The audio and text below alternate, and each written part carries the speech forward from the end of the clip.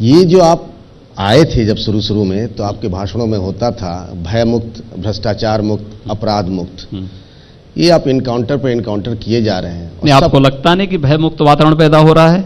तो फिर रोज अपराध और घटनाएं तो नहीं कम हुई? घटनाएं तो समाज है तो कुछ तो होंगी, लेकिन आपको लगता नहीं कि मार्च 2017 के पहले की स्थिति में और मार्च 2018 में कोई अंतर नहीं आया है?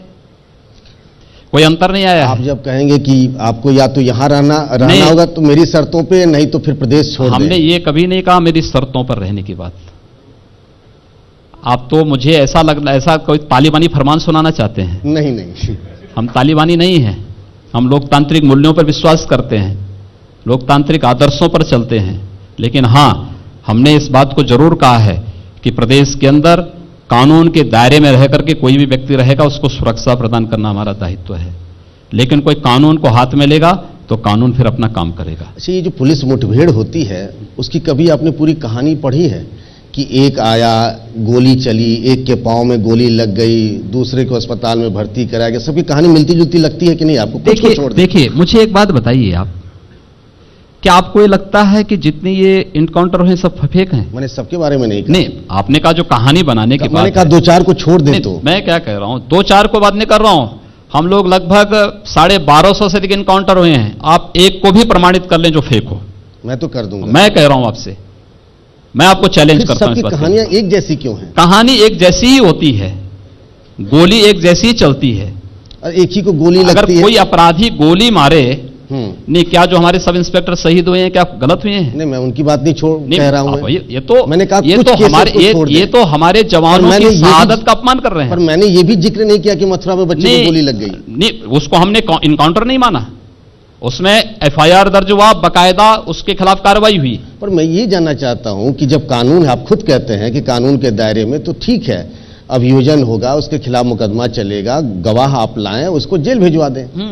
ये क्यों कि भाई नहीं, ये कौन सी बात है कि अपराधी गोली चलाएं और हम पुलिस वाले से कहें कि तुम अपने हाथ बांधे रहो? नहीं, मैंने ये नहीं कहा। और जब गोली चल जाए तो उसके बाद जो है तब जाके तुम गोली चलाना? नहीं, मैंने ये नहीं कहा। कौन सी बात हुई? अगर सामने से गोली चल रही है तो पुलिस को पूरा अधिकार है कि गोली का जवाब वो गोली से दे। ये कि ला करके आप बांध करके और बांध करके एक भी घटना नहीं हुई। मैं इसी बात को चैलेंज कर रहा हूं, एक भी घटना को प्रमाणित कर लें, मैं इसके लिए आपको चैलेंज कर रहा हूं। चलिए, आपका एकदम आपकी चुनौती स्वीकार, क्योंकि लोग मन में ये सोचते हैं, आपस में चर्चा भी करते हैं कि बीजेपी चुनाव जीतने के लिए दंगा करवा देती।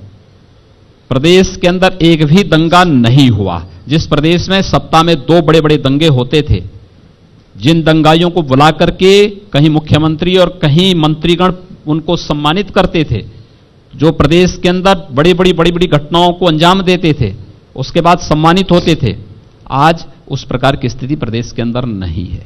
कभी ऐसा मौका आया, बैठ के सोचा आपने कि मैं गोरखपुर में था, एमपी था और अब मुख्यमंत्री बन गया, कहां से कहां पहुंच गया, बैठ के सोचने का कभी मौका मिला? देखिए, सांसद के रूप में भी जो मैं दायित्व निर्वहन कर रहा था वो एक छोटा दायरा था। आज मुख्यमंत्री के रूप में भी मैं जो कार्य कर रहा हूं वही कार्य कर रहा हूं जो सांसद के रूप में करता था। हां, दायरा उसका बढ़ चुका है। गोरखपुर से या पूर्वी उत्तर प्रदेश से बढ़कर के पूरा उत्तर प्रदेश हो गया है।